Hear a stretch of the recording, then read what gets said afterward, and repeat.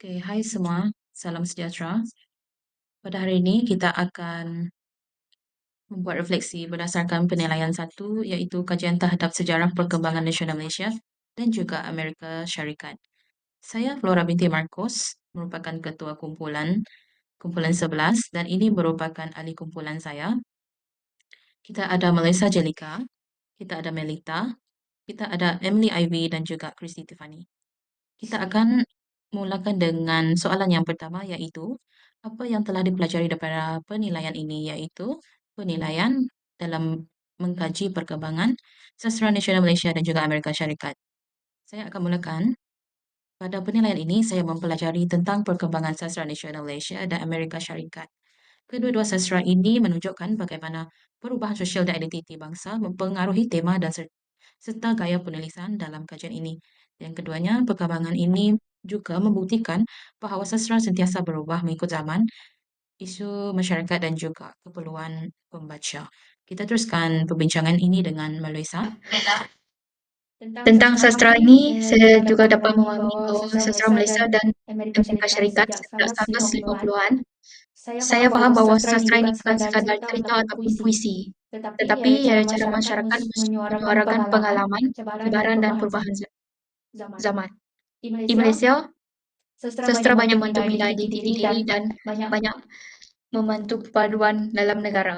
Manakala di Amerika Syarikat juga ia menyorot kepada isu ketidakadilan, hak asasi dan konflik sosial. Seterusnya, Melalui penilaian ini, saya telah mempelajari perkembangan sastra nasional Malaysia dan Amerika Syarikat serta memahami faktor sejarah, politik dan budaya yang mempengaruhi penghasilan karya dalam setiap era.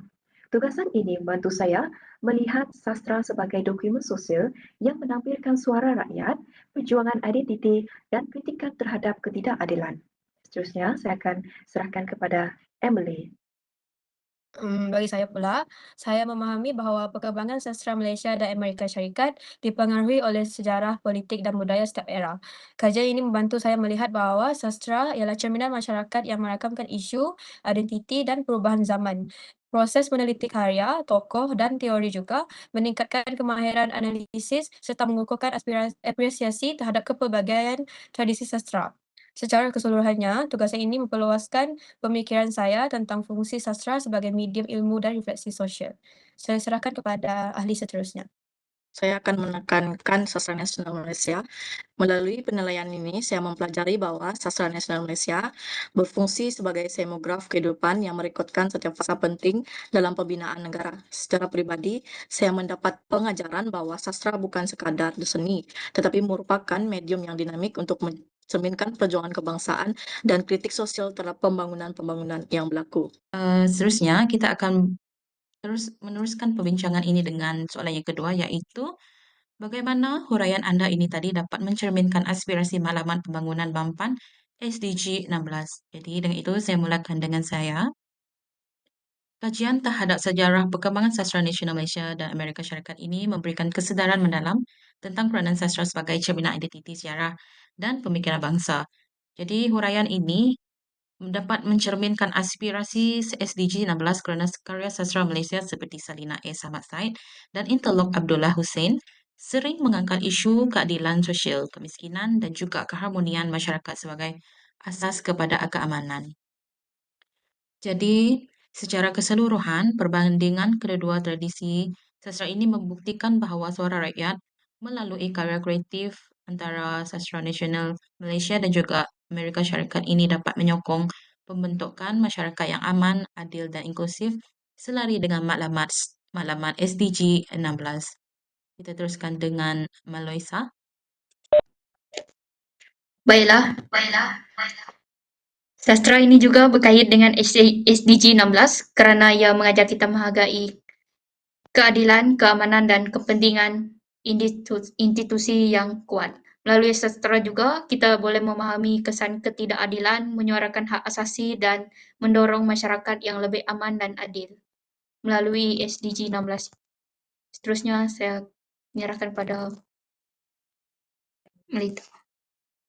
Dalam huraian penilaian ini telah mencerminkan aspirasi SDG 16 kerana sastra dalam kedua-dua negara menekankan nilai keamanan, keadilan sosial, dan kekuatan institusi seperti DBP, Pergerakan Hak Sivil, dan media sastra.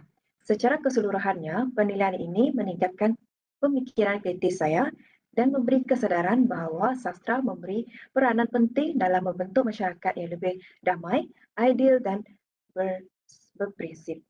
Seterusnya, saya akan serahkan kepada Emily. Melalui kajian perkembangan sastra Malaysia dan Amerika Syarikat ini, ia turut membuka mata saya bahawa sastra sebenarnya berperanan sebagai wadah untuk memperjuangkan suara masyarakat, menuntut keadilan serta menyeru kepada keamanan dan keharmonian sosial. Sejajar dengan aspirasi matlamat pembangunan mampan SDG 16 yang menekankan keamanan, keadilan dan institusi yang kukuh.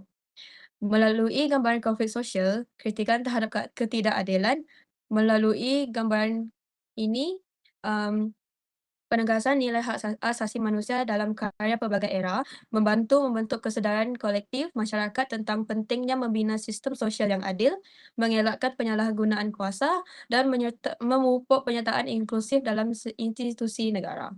Seterusnya saya serahkan kepada ahli seterusnya. Dan ini menunjukkan langsung sastra dengan aspirasi SDG 16 menekankan unsur peace, justice, dan strong institution.